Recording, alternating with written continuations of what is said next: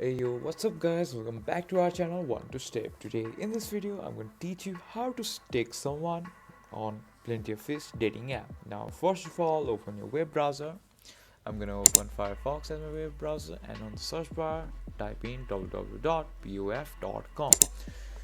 After entering this, it will take you to the official site of POF dating app.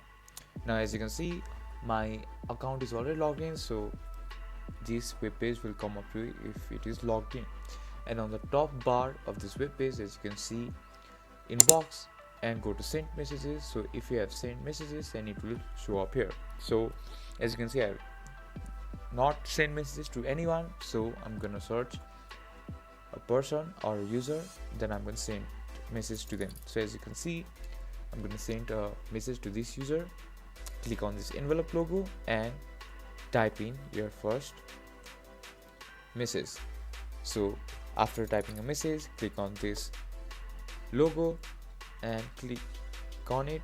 As you can see, your message has been delivered. And go to inbox again, go send messages. As you can see, you have successfully sent a messages to someone on Plenty of Fish dating app.